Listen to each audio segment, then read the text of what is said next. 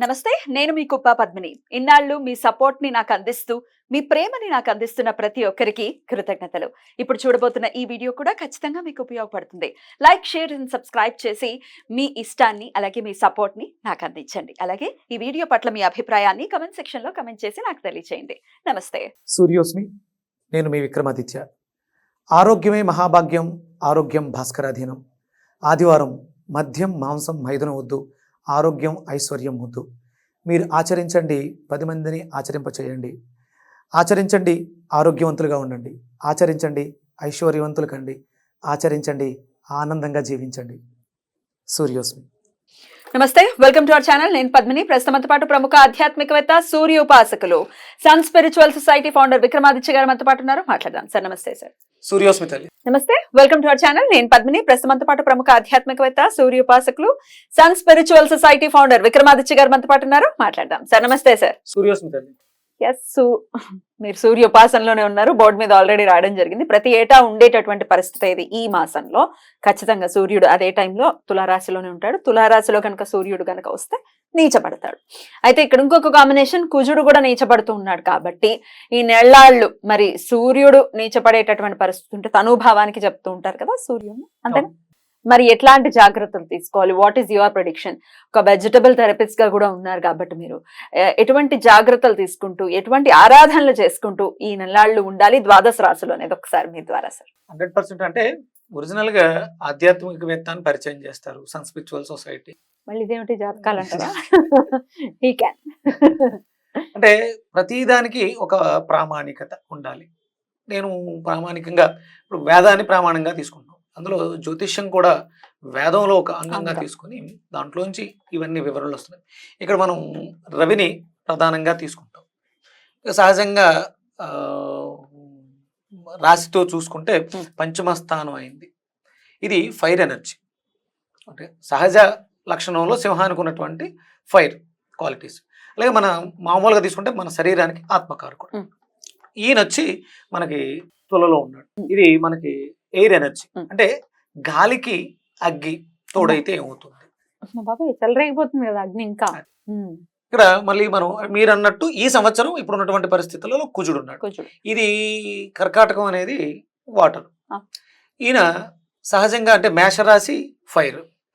మరి ఫైర్ కి వాటర్ ఆర్పేస్తుంది కదా, ఆయన పవర్ పోతుంది అనుకోవచ్చా? అంటే ఆయనకు ఉన్నటువంటి ఇప్పుడు వీక్ అవుతున్నారు అనగా వ్యతిరేక లక్షణాలు. ఇక్కడ ఇది వ్యతిరేకం కాదు, అగ్నికి వాటర్ కాదు, ఇది అవసరం. అవసరం కానీ అవసరానికి మించి వెళ్తే అవును, అది ఇంకా ఇబ్బంది పెడుతుంది. అందుకని ఇక్కడ ఈ లక్షణాలను మనం అన్వయించుకుని మన జీవితాన్ని ఎలా మనం మెరుగుపరచుకోవచ్చు. ఇది ఒరిజినల్ గా ప్రస్తుతం గోచారంలో ఉంది. ఎవరి గ్రహచారం వాళ్ళ చూసుకుంటూ గోచారాన్ని కూడా అన్వయించుకుంటూ మనం అంటే ఏదో ఎప్పుడో జరిగేటువంటి మకర సంక్రాంతి జనవరిలో చూసే పండగ ఒక్కటే గుర్తుంటాం, కానీ ప్రతి నెలలో జరిగేటువంటి సంక్రాంతులు మనం జరుపుకోవాలి. ఎందుకంటే సంక్రాంతి తులా సంక్రాంతి ఇప్పుడు ఆయన అందుకనే మాట్లాడిస్తున్నాడు. ఇంతవరకు ఎప్పుడు నువ్వు నాతో ఇది చేయలేదు. 2 years లో వచ్చారు కదా, 2 years 2 times వచ్చింది. ఇప్పుడు అవసరం వచ్చిందేమో ఎందుకో చెప్పిస్తుంది. ఇక్కడ ఈ మాసం తీసుకుంటే మనం మామూలుగా దేవీ నవరాత్రులు అయిపోయిన తర్వాత ఈయన సంక్రమణం చేయడం జరిగింది. అంటే ఇక్కడ సృష్టి ప్రారంభం అయిన తర్వాత దుష్టశక్తుల ప్రభావం అధికంగా ఉంది. ఆశ్వేజ మాసం శరద్ ఋతువులో ప్రకృతి అంతా కూడా విపరీతంగా శక్తివంతంగా ఉంటుంది. ఇలాంటి సమయాల్లో మనం మన ఆత్మ సంకల్పాన్ని నెరవేర్చుకోవడానికి సాధన చెయ్యాలి. అందుకనే మనకి ఇప్పుడు మొన్న నవరాత్రులంతా కూడా అమ్మవారి మాలల్లో, దేవీ మాలల్లో ఉన్నారు. ఇక ఇక్కడ నుంచి మీరు కార్తీక మాసానికి అయ్యప్ప మాలలో వేసుకుంటాం. అంటే ఇది ఎక్కడ కూడా ప్రామాణికం దీనికి ఏమీ లేదు. వేదంలో దీక్షాధారణ మాలలో ఏమేమీ లేవు. కానీ లౌకికంగా ఋషులు వీళ్ళు దర్శించి ఇలా చేస్తే బాగుంటుంది అంటే సాధనకి అనుకూలమైనటువంటి సమయాలు. అంటే కొత్త కొత్త పనులు అవి చేయకుండా వీరు సాధనతో శక్తివంతులైతే, అంటే ఈ ఆశ్వేజ మాసం తర్వాత వచ్చేది కార్తీక మాసం, ఇవన్నీ కూడా సాధన చేసుకుంటూ ఆ తర్వాత నుంచి మీరు ఆ పొద్దున శక్తితోటి నెక్స్ట్ లెవెల్కి వెళ్ళండి. ఇక్కడ మనకి 2 గ్రహాలు, ఆత్మకారకుడైనటువంటి సూర్యుడు పంచమ స్థానం, ప్రేమస్థానం ఆధిపత్యం తీసుకున్నటువంటి సూర్యుడు బలహీనపడుతున్నాడు. అంటే ఇక్కడ మనం ప్రేమల విషయంలో ఉమ్. ఏమన్నా ఇబ్బందులు వచ్చే అవకాశం ఉంటుంది. ఇది సహజమైనటువంటి 7th హౌస్ 7వ స్థానం, ఉమ్. పార్ట్నర్షిప్, ఉమ్. భాగస్వామ్యం. అది వ్యాపార భాగస్వామ్యమా, సంసారంలో భాగస్వామ్యమా, ఇక్కడ బలహీనపడుతుంది. ప్రేమ బలహీనపడుతుంది, భార్యాభర్తల అన్యోన్యత సరే. ఇబ్బంది జరిగే అవకాశం ఉంది. దీన్ని మనం మెరుగుపరుచుకోవాలి. ఉమ్. అంటే వాళ్ళ ప్రవర్తన బాగాలేదు అంటే కొంచెం మనమే అర్థం చేసుకుని ఉండగలిగితే ఎక్కడ రిలేషన్స్ లో ఎక్కడ బ్రేక్ రాకుండా ఉంటుంది. ఒకళ్ళనొకళ్ళు అర్థం చేసుకోవాలి చేసుకోవాలి. ఇద్దరు కూడా. ఉమ్. ఇక్కడ సహజ చతుర్థం 2వ ఇల్లు, 4వ ఇల్లు, అలాగే. ఇది కంఫర్ట్స్, డొమెస్టిక్ లైఫ్. ఇక్కడ సహజమైనటువంటి శరీరం అంటే లగ్నం, ప్రధానమైనటువంటి లగ్నానికి బలహీనపడుతుంది. డొమెస్టిక్ లైఫ్ లో ఏమైనా ఇబ్బందులు వచ్చే అవకాశాలు ఉంటాయి. ఉమ్. అందుకని ఇక్కడ మనం కాంప్రమైజ్ అయితే, ఇప్పుడు నాకు కావాలని యుద్ధం చేస్తే లేని చోట ఉమ్. గొడవలు అయ్యే అవకాశం ఎక్కువ ఉంది. ఉమ్. అంటే మన కోపానికి అర్థం లేకుండా పోతుంది, బలహీనపడిపోతాం, వీక్ అయిపోతాం. తొందరపడి తీసుకునేటువంటి నిర్ణయాలు, అలాగే తల్లిస్తాను, మాతృస్థానం, తల్లికి జరిగేటువంటి ఇబ్బందులు, స్త్రీలకు జరిగేటువంటి ఇబ్బందులు, వీటిని కూడా మనం పరిగణలోకి తీసుకోవాల్సి ఉంటుంది.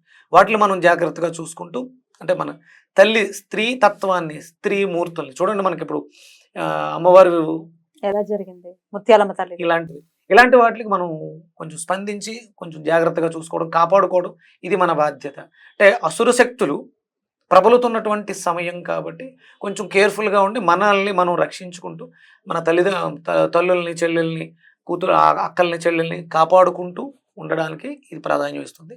అలాగే రవి అసలు అంటే ఆత్మే, ఇప్పుడు దుర్మార్గం జరుగుతుంది, శరీరం చేస్తుంది తప్పు, ఆత్మకి క్షోభ ఉంటుంది, ఇది చేయకూడదు అని. అంటే చుట్టుపక్కల ఉన్నటువంటి పరిస్థితులలో మనం చేస్తున్నటువంటి పనుల్లో మనలో ఆ కాఠిన్యాన్ని తీసుకొస్తుంది. 100% ఆత్మ అయితే ఇలాంటి పనులకి ఒప్పుకోదు, ఆ క్షోభ అనుభవిస్తూ ఉంటుంది. మళ్ళీ దీనికి పనిష్మెంట్, నువ్వు తప్పు చేసావు కాబట్టి శిక్ష తీసుకోవాలి అనే జ్ఞానాన్ని పెంపొందించుకోవాలి. ఏది చేసినా ఆత్మసాక్షిగా చేస్తున్నది మంచా కాదా అనే విచక్షణ చూసుకుంటూ ఒక అడుగు ముందుకేస్తే బాగుంటుంది. మరి దీనికి సాధన ఏం చేయాలి మరి? ఇప్పుడు వస్తాయి సమస్యలు, వచ్చే పరిస్థితి ఉంది అని చెప్తున్నారు. అటు భార్యాభర్తల అన్యోన్యత ఖచ్చితంగా లోపించేటటువంటి పరిస్థితి ఉంటుంది అంటున్నారు.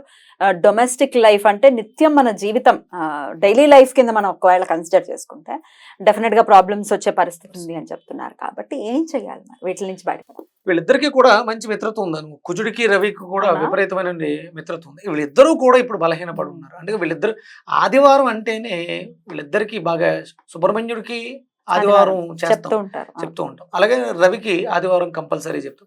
ఆదివారాలని విశేషంగా చేయటం ద్వారా ఈ నెల రోజులు, అంటే వచ్చే 4 ఆదివారాల్ని శ్రద్ధగా, భక్తి శ్రద్ధలతో, నియమనిష్టలతో మనం శక్తిని కూడగట్టుకోగలిగితే, ఉపచారాలు చేయగలిగితే, అంటే 10 మందికి మంచి చేయడం, ఏదైనా పంచిపెట్టడం. ఇప్పుడు వచ్చేది శీతాకాలం, రగ్గులు, దుప్పట్లు పంచడం, ఆహారాన్ని మిరియాలతో తయారు చేసినటువంటి ఆహారాన్ని వితరణ చేయడం.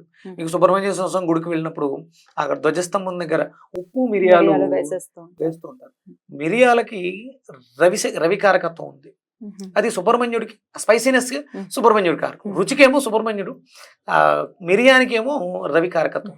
అందుకని మిరియాలతో వండినటువంటి పదార్థాలని నివేదన చేయటం భగవంతుడికి, మన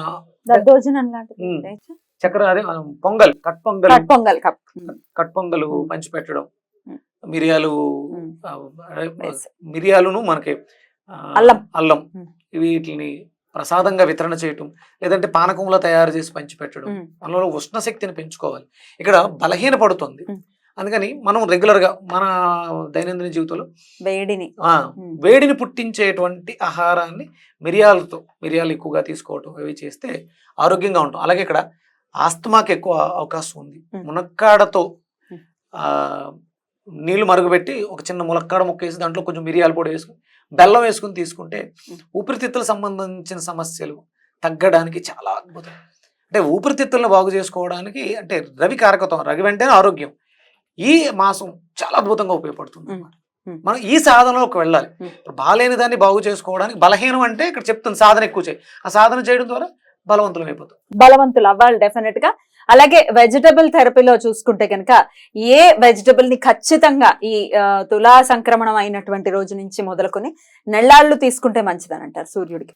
మునక్కాడ అలాగే దప్పడం, మంచి గుమ్మడికాయ కర్రీ కానీ కర్రీ రూపంలో కానీ మునక్కాడ కర్రీగా తీసుకోవడం కూడా ఆరోగ్యము ఐశ్వర్యము రెండు వస్తాయి. అద్భుతం. కార్తీక మాసంలో కూడా ఇదే గ్రహస్థితి ఉంటుంది కాబట్టి కార్తీక మాసంలో ఎలాగో చాలా నియమాలతో చాలా నిష్టగానే ఉంటారు చాలా మంది కూడా. సో సూర్య ఆరాధన కూడా చేసుకుని డెఫినెట్ గా వచ్చేటటువంటి ఇబ్బందులు ఒకవేళ ఉంటే గనక వాటి నుంచి బయటపడాలి మన వాళ్ళని మనస్ఫూర్తిగా కోరుకుంటూ. రైట్ సార్, చాలా బ్యూటిఫుల్ గా ఎక్స్ప్లెయిన్ చేశారు, కృతజ్ఞతలు. నమస్తే. సూర్యాస్తమం.